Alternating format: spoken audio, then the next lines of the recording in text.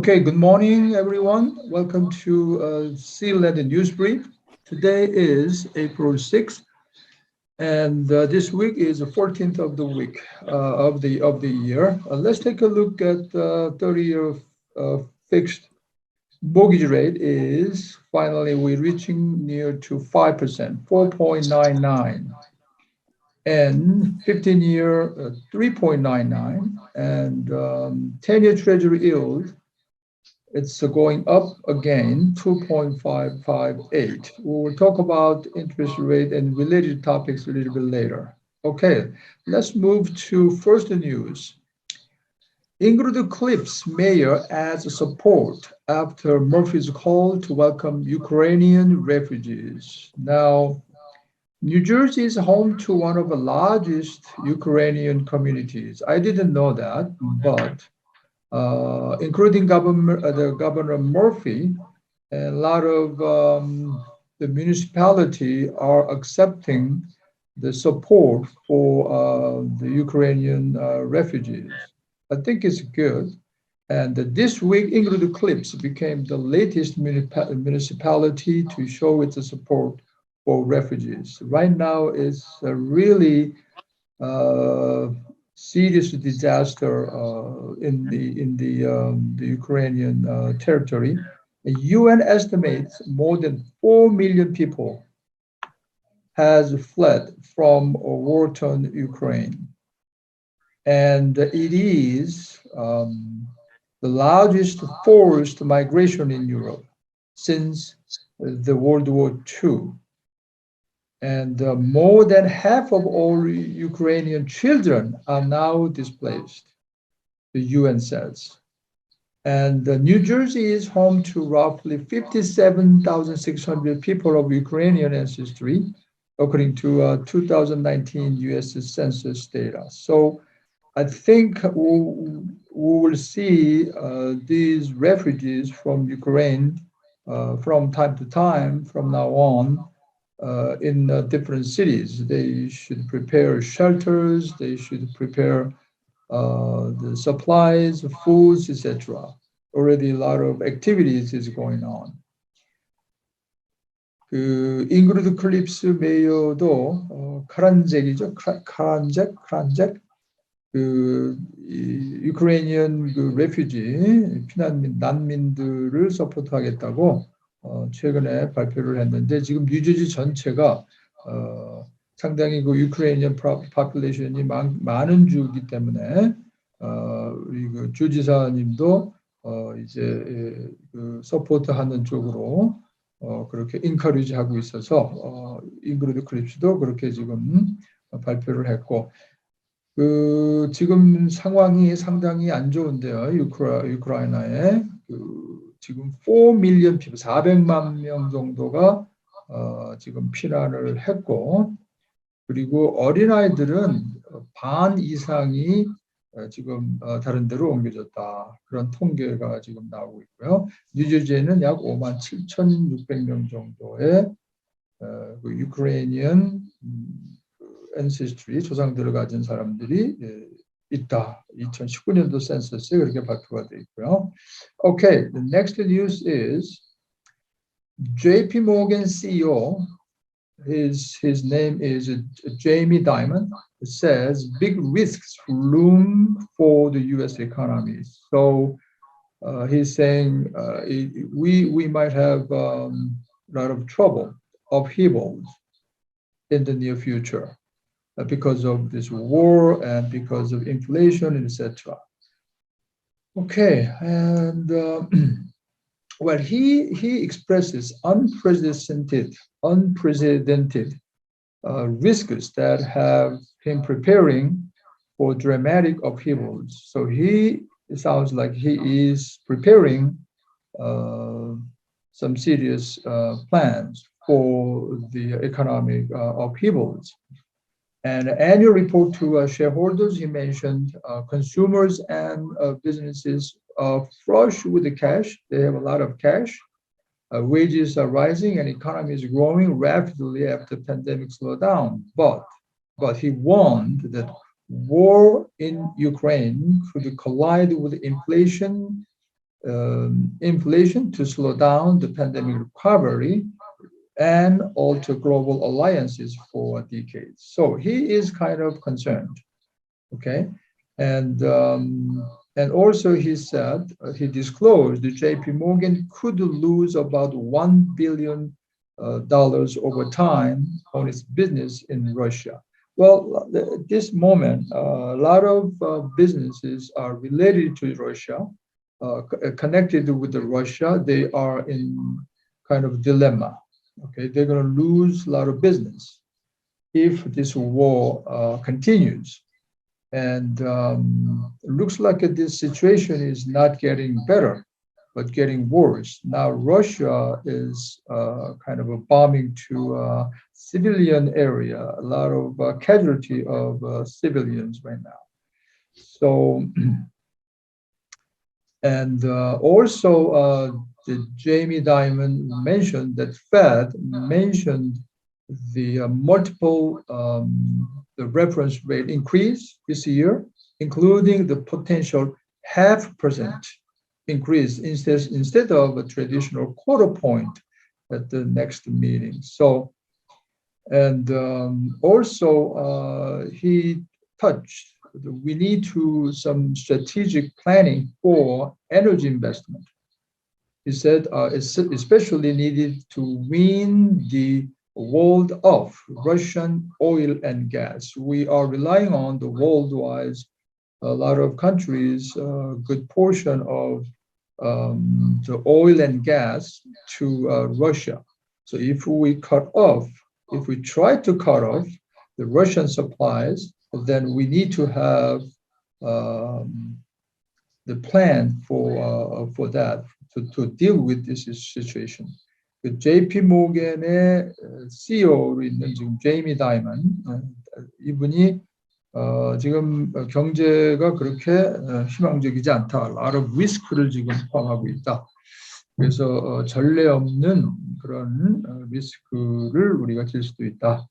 그런 이제 발표를 했고 그 이제 쉐어홀더들한테 쓰는 그 애뉴얼 리포트에 그런 이제 언급을 지금 했다. 물론 컨슈머들이나 비즈니스들이 캐시가 지금 많고 웨이지가 계속 올라가고 이코노미가 상당히 지금 성장하고 있는데 이제 팬데믹 슬로다운으로 인해서 그럼에도 불구하고 전쟁 때문에 지금 유크레인에 있는 전쟁 때문에 그것이 이제 인플레이션을 만나게 되니까 팬데믹 리커버리가 늦어질 수 있고 그다음에 이제 글로벌 얼라이언스가 지금 문제가 새로 생긴다. 서로 이제 비즈니스적으로도 얼라이언스가 돼 있고 연결이 돼 있는데 이것들이 깨지면서 거기서 파생되는 그러한 비즈니스 리스크가 상당히 크다. 그래서 JP 모건도 지금 러시아에 관계돼서 한 $1 빌리언 손해를 볼 것 같다. 이렇게 쉐어홀더들한테 발표를 지금 한 상태고요. 더더군다나 이제 페드에서 페더럴 리저브 뱅크에서 이자율을 지금 우리가 다음 미팅을 봐야 되지만은 전번에도 했지만 1년에 8번 FOMC 미팅을 하죠. FOMC는 그 페더럴 리저브 센트럴 뱅크의 이제 한 그 엔티티인데 거기에서 미팅을 해서 이제 이자율을 또 올리는 것을 결정할 그런 예정이 있기 때문에 지금 상당히 좀 불안한 그러한 의견을 JP 모건 CEO는 지금 발표를 했다. 그런 뉴스고요. Okay, the next news is the heated residential market will not be cooled down soon. It's a Korea Times, 한국일보 yesterday reported, quoting the NYT New York Times report. They reported this sort of news recap, and we thought maybe the rapid increasing interest rate might cool down residential market, but this report saying is not so. Okay. And right now we are in the mode of the home prices and interest rate going up together simultaneously.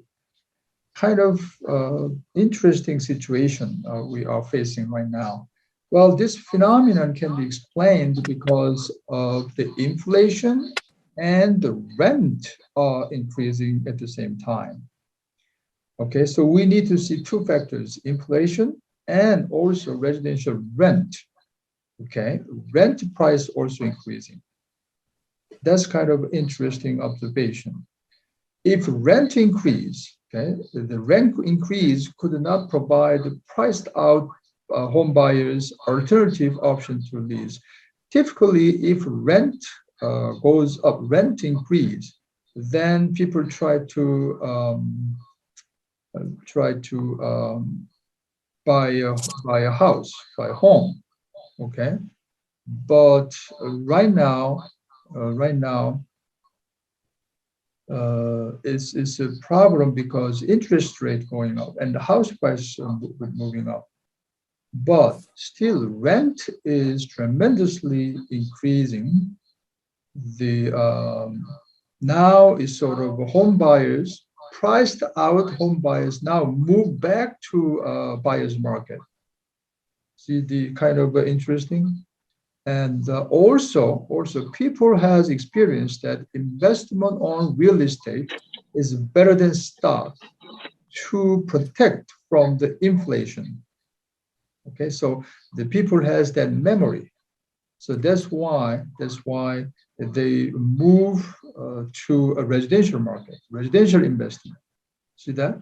So it's very kind of difficult to explain this whole situation right now. That is why the residential market is not going to cool down soon, even though we have high interest rate. But as we discussed from the seminar today, this 5% interest rate is not a crazy high interest rate compared to the 80s.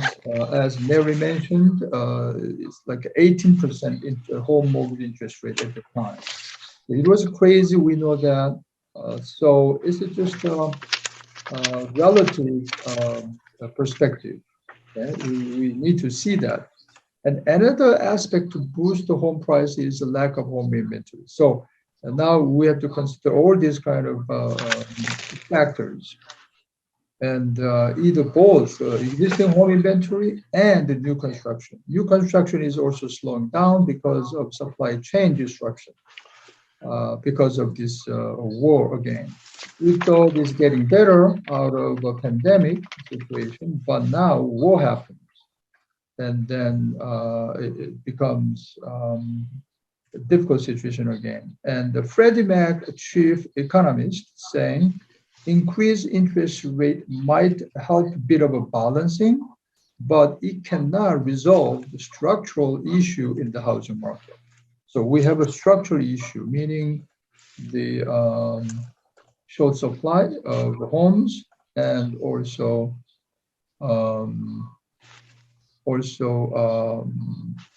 the high interest rate and then etc. So that's what the NYT report essentially. 그 뉴욕 타임즈의 31일자 그 아티클이 나온 게 있는데 지금 이자율이 올라간다고 해도 보통 때 같으면 좀 시장을 이렇게 쿨다운 시키는데 지금 상황은 그렇지 않을 것 같다. 쿨다운 되지 않을 것 같다 하는 아티클을 지금 내놔서 코리아 타임즈가 서머라이즈해서 보고를 했는데요. 그 몇 가지 설명을 할 수 있는 것은 인플레이션이 지금 계속 올라가고 있는데 또 한 가지 문제는 렌트 값이 올라간다는 거. 그 코인을 뒤집으면 물론 인베스터들은 좋겠죠.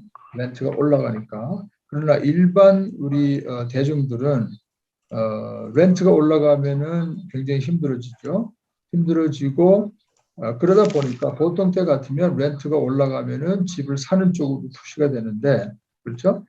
그런 상황이기 때문에 지금 홈바이어 마켓이 쉽지는 않을 것 같다.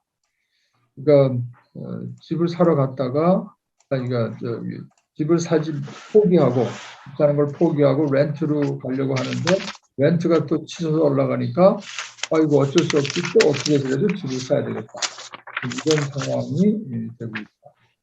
그리고 또 한 가지 지금 우리 과거의 경험이 인베스터들의 경험이 인플레이션이 치솟아 올라갈 때는 스탁에 넣는 것보다 리얼 에스테이트에 넣는 게 더 낫더라 하는 그런 거에 이 경험이 있기 때문에 그렇기 때문에 지금 인트레스트가 치솟아 올라가니까 지금 인베스트먼트 프로퍼티를 또 살려고 그런다. 그러니까 이러한 요인 때문에 지금 시장은 쿨다운 될 것 같지는 않다. 그 얘기는 우리한테는 무슨 얘기가 되냐면 홈 프라이스가 그렇게 내려갈 것 같지는 않다는 거죠. 왜냐하면 이런 이유로 해서 스트롱한 디맨드가 계속 받치고 있기 때문에. 그런데다가 아시지만은 lack of home supply가 있잖아요. 저기 서플라이, 인벤토리가 부족하잖아요. 그런 거로 인해서 지금 우리 쿨다운 되기도 힘들다. 샘 카러, 그 프레디 맥의 수석 경제학자, 이분이 조금 밸런싱을 맞춰주긴 하지만 그러나 구조적인 문제, 하우징 마켓의 구조적인 이슈를 유저할 수는 없을 것 같다. 그런 발표를 지금 해놓고 있습니다. Okay. The next news is well, this is a buyer's really dilemma. The buyers are disrupted due to near 5% home mortgage rate. Sure. Freddie Mac announced 4.6% as of 25th. And last week is 4.42, and a year ago it was 3.18%. And of course, buyers are frustrated under the circumstances. Both home mortgage rates and home price are moving up, while income is not catching up accordingly. Okay, that's the situation. So we talked about today's seminar. The DTI ratio becomes the issue because they are not going to be qualified, and that's why before they're qualified with the DTI, but these days they are not qualified. So the buyers got really frustrated. And well, hopefully the banks and lenders are preparing non-doc programs, as we hear from the prime mortgage Hayden. So they can be a little bit easier than the full doc we call program. Okay, and so obviously mortgage application reduced 6.8%, and also this is interesting. Oh, I forgot to ask Hayden about this. The president of the Fed, Reserve Bank of Philadelphia, as you remember, we have total 1209 the regional Fed Reserve Bank, right? One of Philadelphia, I think, I'm sorry, 12 regional bank, and one of them is Philadelphia. The president of that bank says 40-year fixed mortgage can help. That's interesting. Any lender now issuing originate 40-year fixed mortgage program yet? That's also interesting. In doing so, the monthly mortgage payment can be reduced by 20%. And he recommended FHA and HUD review the price. So instead of 30-year fixed mortgage, now 40-year fixed mortgage, then what's going to happen? 지금 바이어들이 굉장히 힘든 거는 다들 우리가 피부로 느낄 수 있을 거고요. 그래서 DTI 상으로 봤을 때 전에는 퀄리파이가 됐는데 이제는 홈 프라이스도 올라가고 모기지도 올라가니까 PT, 즉 프린시플 인트레스트 이런 것들이 다 올라가죠. 그러니까 퀄리파이가 안 돼 버리는 상황. 그러나 또 아까 좀 전에 뉴스에서 했지만 렌트가 치솟아 올라가니까 또 집을 또 사야 되는 그런 입장. 그러니까 굉장히 지금 바이어들은 힘든 타이밍이다. 뭐 그럴 때에 이런 그 non-doc 프로그램, no-doc 프로그램이죠. non-QM 프로그램들을 은행에서 만들어서 조금 모기지를 쉽게, 그러니까 모기지만 내주면 그러면 정말 어떻게든지 모기지는 볼 수 있는 사람들이 많은데 그래서 여러 가지 no-doc 프로그램을 지금 만들어내고 같고요. 인베스트먼트 쪽에도 아까 얘기했지만은 그 렌트 프로퍼티의 인컴만 가지고 오케이 그 인컴이 넷 오퍼레이팅 인컴이 그 이제 뎃 서비스 토탈만 커버하면 다큐멘트 필요 없이 크레딧 스코어 딱 해서 이제 그 돈을 빌려주는 그런 프로그램 상당히 그 인베스터들한테는 유익한 그런 정보 같고요.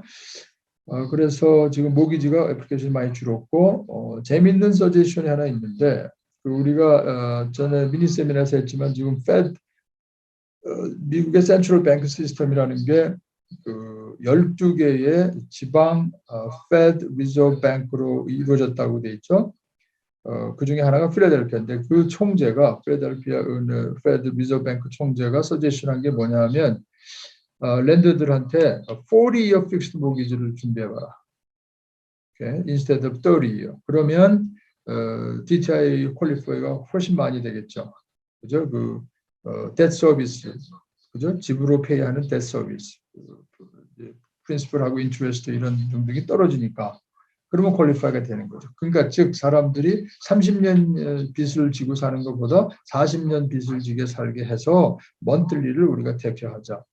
그것도 좋은 방법 중에 하나 같아요. 뭐 그러다 보면은 30년, 40년 다 그 모기지 프로그램 갖고 있는 분들이 많지 않잖아요. 상황이 바뀌면 또 갚고서 무브온하면 되니까 좋은 프로그램 같은데 그래서 이 필라델피아 이분이 그 총재가 FHA하고 허드에 레코멘드를 했다. 그런 뉴스가 지금 들어와 있고요. Very interesting idea, I think.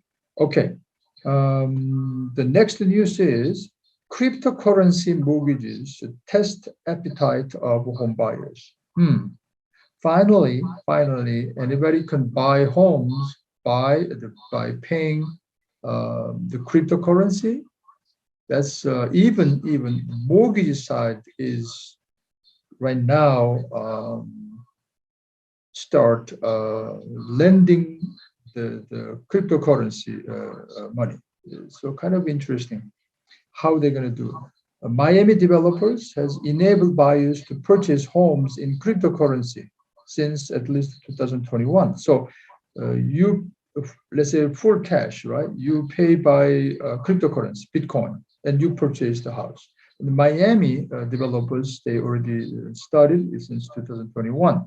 And I know some other areas, California also, they do that. But this time, the lenders actually, the mortgage companies providing the mortgage in digital currencies. It's hard to imagine how they do that. Milo, the fintech company in the lending business, made the first crypto home loan in March. That's interesting.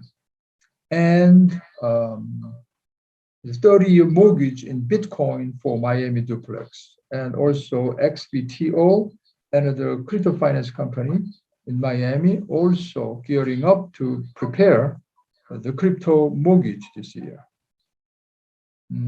So it is kind of a start, but many traditional lenders are skeptical. They have a doubt about the loans in digital currency will ever gain scale. And also analysts list numerous risks, such as if cryptocurrency price went down significantly. Well, we know that a cryptocurrency has this price fluctuation, right? Volatility, we call volatility. And now, if price goes down significantly, then the bank has to require to put up more additional collateral. Okay, so that situation becomes a big issue. So still interesting. And 그 크립토커런시 모기지가 나오기 시작했다고 마이애미에서. 지금 현재 일부 지역에서 크립토커런시로 집을 살 수는 있어요. 벌써 시작을 했죠. 그래서 살 수 있는데 이제는 모기지를 크립토커런시로 한다. 어떻게 하는지 잘 이해가 안 되지만 아무튼 밀로 뭐 이런 컴퍼니들이 이미 시작을 했고 그다음에 준비를 하고 있다. 그러나 여전히 그 트래디셔널한 랜더들은 걱정을 하고 있다. 상당히 변수가 아직도 많다. 왜냐하면 크립토커런시는 이 가격 변동이 심하잖아요. 그죠?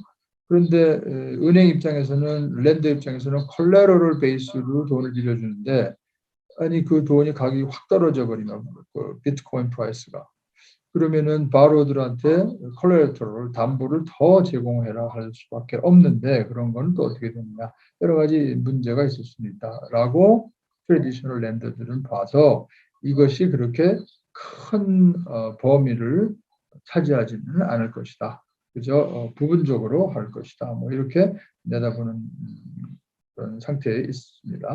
Okay, next news. And Blackstone plans a flag in a Boulder biotech hub. Well, this news is related to a couple of weeks ago, a news brief. These days, the real estate, the office complex, or in this case is a warehouse complex. Now they are changing to like a biotech buildings, more like. And the Blackstone is involved with purchasing big campus type of office complex for a biotech. Okay? So the Blackstone Biomed Realty Trust, they have kind of a separate companies under the Blackstone name, and they paid $600 million to the Flatiron Park. It's a 22 building complex in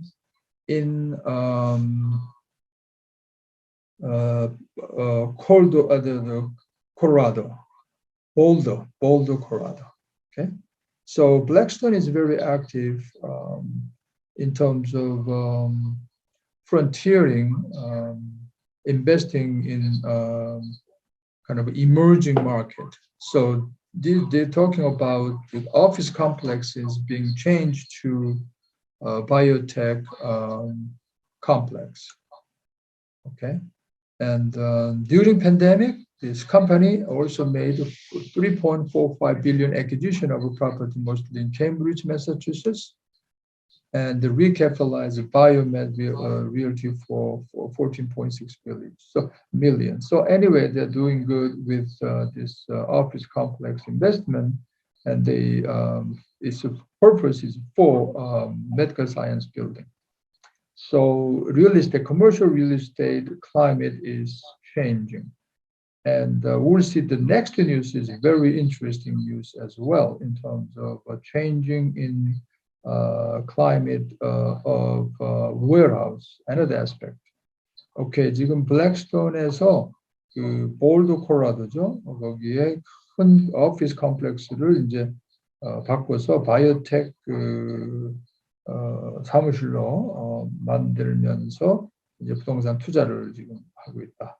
그래서 그 블랙스톤이 이제 앞을 치고 나가는 사람들인데, 왜냐하면 캐시가 어마어마하게 많기 때문에 이제 블랙스톤이 움직이는 걸 잘 보면 전체적으로 어떻게 이제 투자 그 세계가 돈이 어떻게 이제 움직이고 있나를 알 수 있는데, 지금 요거 몇 주 전에 우리가 뉴스에 한번 해드렸죠. 그 오피스들, 빅 오피스 컴플렉스들이 이제 바이오텍 랩으로 바뀐다. 부동산 디벨로퍼들이 그쪽으로 지금 이제 신경을 쓰고 있다. 그런 얘기를 지금 해드렸고요. Okay, next news is this is very interesting news. NYT today's newspaper article saying the rise of indoor vertical farm. Indoor farm, but it's vertical. Mostly it's vertical shape of a wall, and then your vegetables grow in there. So agricultural startups are growing growing food in controlled environments, creating demand for warehouses. So we know that warehouse has a high demand for IT business, but now there's a kind of a dual aspect. It's for what? It's creating demand for the controlled environmental indoor farm. They can grow vegetables. Okay, and it's just the example. As an example, 95,000 square feet warehouse in the California. They cleaned up everything and started to ceiling high warehouse. They converted to indoor vertical farm. And this company, for instance, Plenty Unlimited agriculture startup based in San Diego, is using the site for indoor vertical farm, expected to open later this year. So it's not a kind of a scientific novel, but it's reality. And agriculture in a controlled environment has been around since the 1970s. But what made moving indoors possible was a drop in price in LED lights. Very interesting. What's thing to do with the LED lights? But indoor, they need this light to vegetables grow up. But before it was expensive, but now the price, LED lights price went down. So plunges as much as 94% in 2015 from 2008. So that's why it made it possible to move this farm into the indoor warehouse space. Very interesting news. And the term vertical farm was popularized by Dixon Despomier. He is the Columbia University emeritus professor, and he started using this term. And vertical farming is expected to grow to 9.7 billion worldwide by 2026 from 3.1 billion in 2021. So now warehouse has so many different aspects of demand. So it's time to build a warehouse? Yes, you can think about it. The developers are request proximity to food distribution centers to save transportation costs. Plus, okay, these developers, they want to this indoor vertical farm nearby the urban area because they can save transportation costs. That's also another aspect. And the Pennsylvania governor looks like a very active on this the indoor vertical farm. 그 인도 버티컬 팜이라는 거를 들어 실내 그 팜이 되는 거죠. 그러니까 집 웨어하우스를 팜으로 만들어 버려서 높은 실링 하이트를 이용해서 이렇게 버티컬리 월을 세워서 거기다가 이제 식물들이 자라게 이렇게 한다. 아이디어는 있었는데 1970년대부터 재밌는 그 사실 하나는 이 지금 무브를 가능하게 한 게요. LED 라이트 값이라고 합니다. LED 라이트 값이 이렇게 몇 년 사이에 한 7, 8년 사이에 94%가 떨어졌기 때문에 이것이 지금 가능해졌다. 그리고 콜롬비아 대학의 교수가 처음으로 이 term을 인도어 버티컬 팜, 버티컬 팜이라는 것을 쓰기 시작했는데 지금 상당히 강한 추세로 지금 성장하고 있다. 그런 지금 뉴스가 들어와서 한번 알려드렸습니다. Okay, that's it for today. Any comment? Any questions? All right. I hope you enjoyed the news brief today, and see you all next week. Thank you.